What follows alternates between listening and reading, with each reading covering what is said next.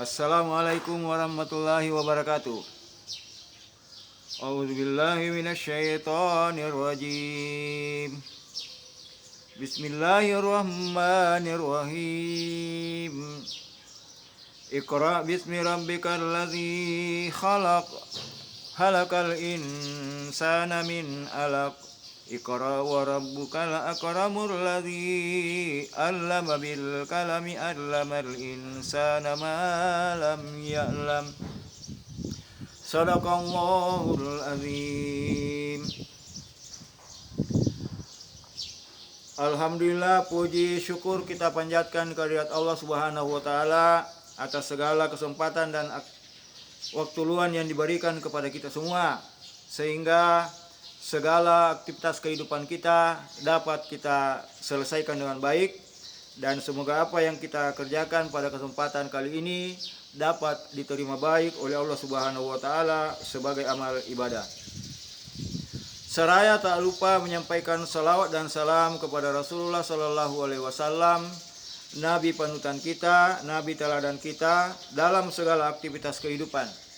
Semoga dengan salawat dan salam yang senantiasa kita sampaikan ke beliau dapat diterima baik sebagai syafaat kelak di kemudian hari.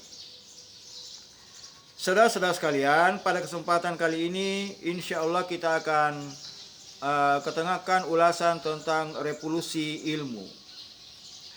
Namun sebelum lebih jauh menjelaskan apa revolusi ilmu itu, ada baiknya kita melihat dulu kaidah umum yang menjelaskan bahwa ilmu merupakan akses bagi kemajuan kehidupan umat manusia. Tanpa ilmu, hidup manusia jauh lebih rendah daripada kehidupan makhluk selainnya. Namun dengan ilmu, manusia mampu menata hidup dan melahirkan peradaban yang lebih maju dan modern.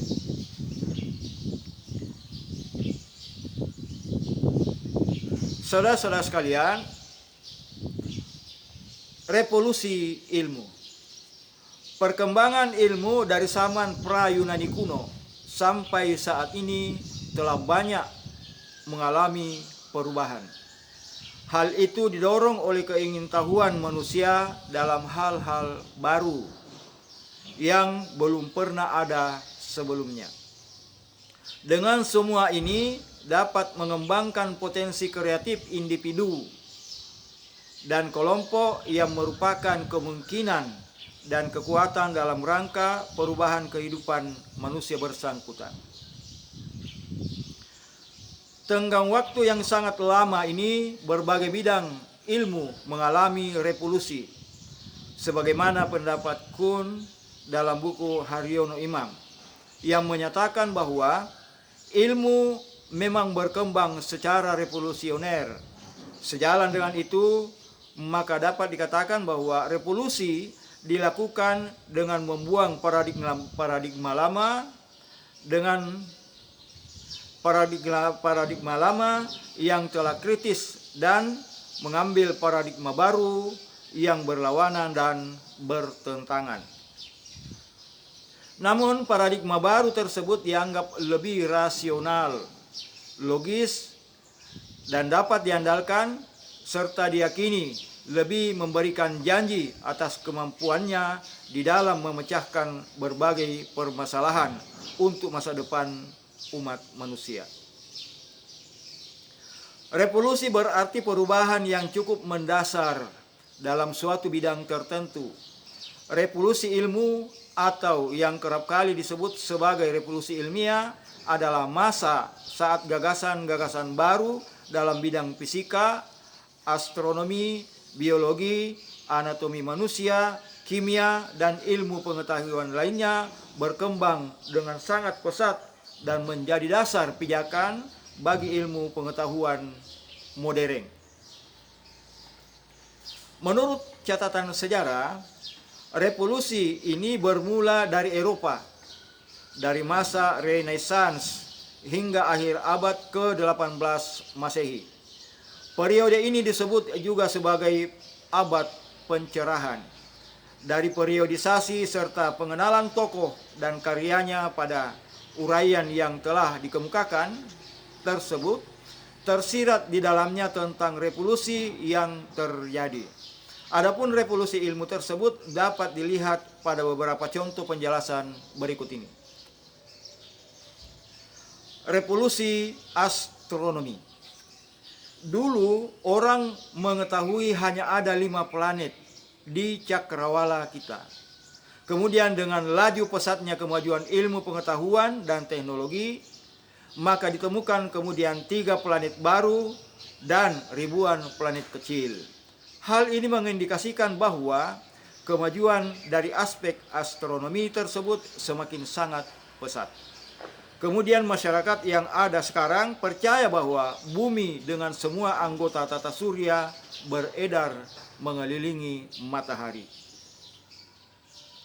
Dan hal ini merupakan susunan kecil dari galaksi yang ada di jagat raya ini.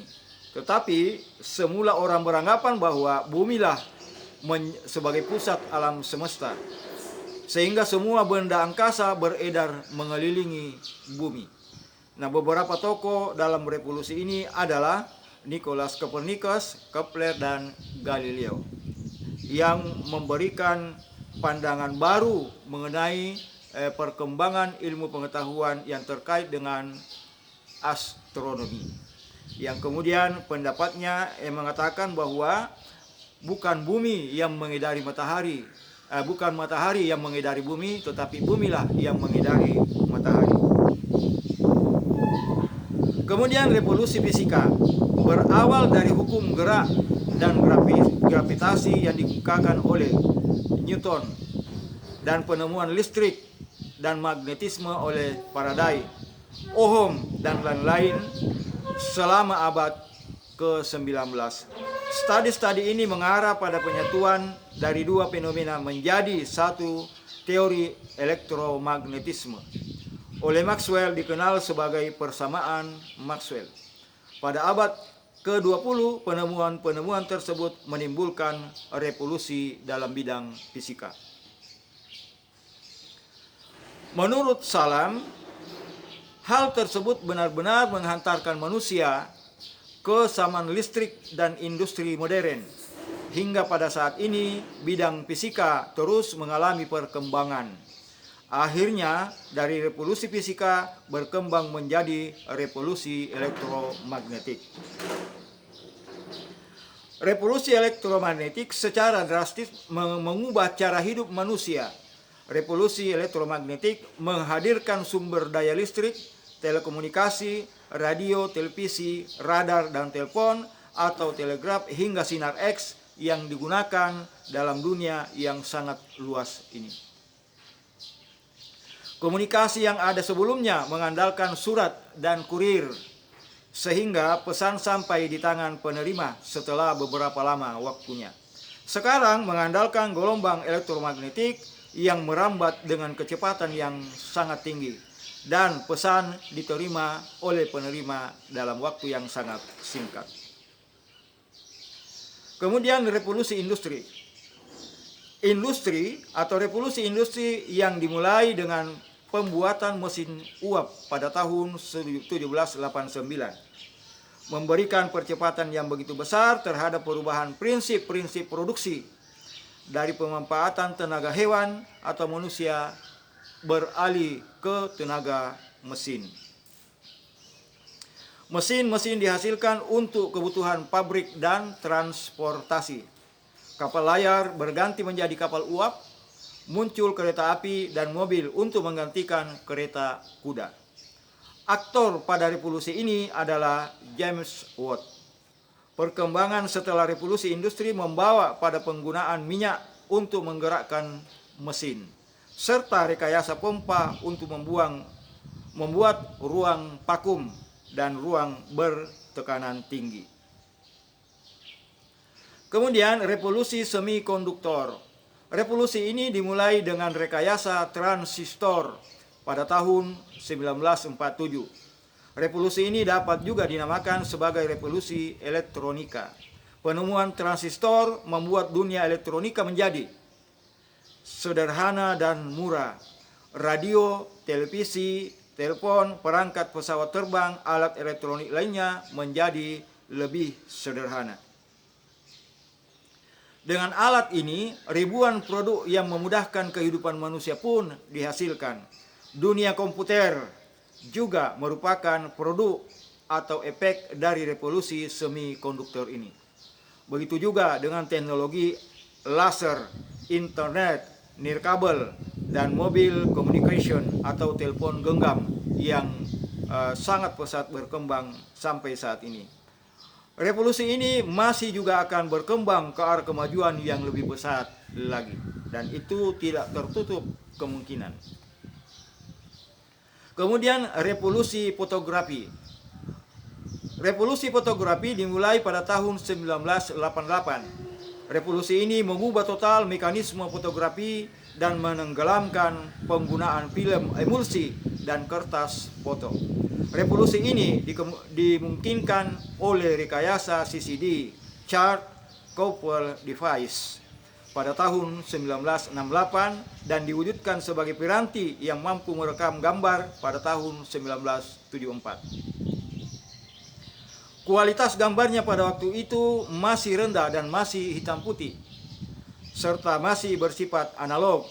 Perusahaan Fuji memulai era fotografi digital dengan foto prototipe komersial pada tahun 1988 yang kemudian diikuti oleh Kodak dengan kamera beresolusi 1,3 megapiksel pada tahun 1991. Revolusi fotografi digital ini memberikan efek yang dahsyat pada kehidupan manusia. Fotografi digital menyebabkan era fotografi pelat emulsi yang berkembang secara evolusi sejak abad 19 berakhir. Fotografi menjadi hal yang sangat mudah, sangat murah, dan dipadukan dengan teknologi komunikasi global, sebuah gambar dapat langsung disebar ke seluruh dunia dalam waktu yang sangat cepat dan sangat singkat. Kamera menjadi piranti yang terpasang di mana-mana, dari telepon genggam, laptop, sudut-sudut ruang hingga ke satelit ruang angkasa. Implikasi dari revolusi ilmu bagi perkembangan ilmu. Nah, setelah kita menjelaskan sekelumit tentang revolusi ilmu, kita akan ketengahkan tentang implikasinya. Perkembangan ilmu hingga saat ini tidak lepas dari dampak revolusi ilmu tersebut. Revolusi yang terjadi tidak berdampak pada suatu lokal tertentu saja, tetapi telah berakibat kepada masyarakat luas di seluruh penjuru dunia ini. Dengan revolusi ini tentunya ilmu pengetahuan mendorong kehidupan manusia untuk mencapai suatu keadaan yang lebih maju. Sebagaimana kita sampaikan pada kaidah umum di awal tadi. Tidak hanya hidup dengan mentega, melainkan hidup dengan ilmu. Dengan demikian manusia, sebagaimana Mullah Sardar, seorang ilmuwan muslim, pernah berkata, dulu hidup manusia dengan mentega, sekarang hidup manusia dengan ilmu pengetahuan. Dengan hal ini menghasilkan teknologi-teknologi yang memudahkan manusia itu sendiri dan meningkatkan kualitas hidup manusia tersebut dalam jangka waktu yang lama. Menurut Toynbee, berawal dari revolusi, maka manusia akan bisa menjangkau kehidupannya dari segala segi dan sendinya, dan hingga akhirnya akan merubah kebudayaan manusia itu kembali. Dari konsekuensi kemajuan teknologi, ada pula dampak negatifnya. Menurut Toynbee, dengan kemajuan ilmu pengetahuan yang ada akan mendorong bertumbuhnya arogansi ilmiah. Jiwa arogansi ilmiah yang akan menghancurkan manusia itu sendiri. Nah, arogansi inilah mari kita sadari untuk mengekang agar itu tidak muncul pada diri kita masing-masing. Dalam hal ini tentunya bisa dilihat dari aspek internal maupun eksternal. Aspek internal dilihat dari konflik batin yang akan dialami oleh seorang ilmuwan, terutama ilmuwan genetika dan biomedika menurut Toynbee. Menurut Park, dan imam, mereka akan dihadapkan dengan prinsip lakukan apa saja sejauh bisa, atau dengan prinsip yang lain, lakukan sesuatu asalkan semakin meningkatkan taraf kehidupan manusia. Nah, kemudian dari aspek eksternal bisa dilihat dari dampak yang akan terjadi pada lingkungan atau habitat manusia dan makhluk hidup lainnya. Dari perkembangan ilmu yang tidak bisa dikendalikan itu bisa dilihat pada bidang persenjataan, misalnya bidang kedokteran, bidang industri maju lainnya. Nah, demikian implikasi dari perkembangan ilmu pengetahuan yang didasari oleh revolusi ilmu tersebut sebagaimana sudah kita jelaskan. Sekarang saudara-saudara sekalian, jangan lupa ya, Chandri TV kita semua. Subscribe, like, and watch.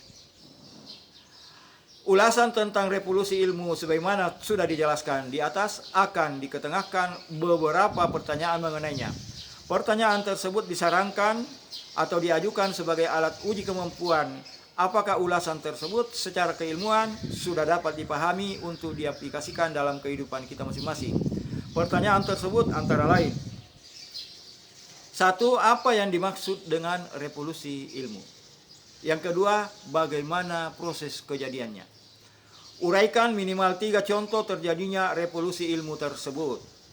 Apakah perkembangan internet juga merupakan bagian yang tak terpisah dari perkembangan ilmu itu? Jelaskan implikasi ilmu tersebut dalam kehidupan nyata. Nah, demikian ulasan tentang revolusi ilmu, implikasi, dan kita sarankan beberapa pertanyaan mengenai ulasan tentang revolusi ilmu tersebut. Namun kami menyadari bahwa dalam ulasan tersebut masih jauh dari kesempurnaan. Oleh karena itu kritik dan saran yang membangun kepada semua pihak sangat diharapkan. Dan atas ketidaksempurnaan itu kami mohon maaf dan terima kasih atas segala perhatian. Jangan lupa ya, Chandri TV kita semua. Like, watch, and subscribe. Hadanallahu wa iyyakum ajmain. Assalamualaikum warahmatullahi wabarakatuh.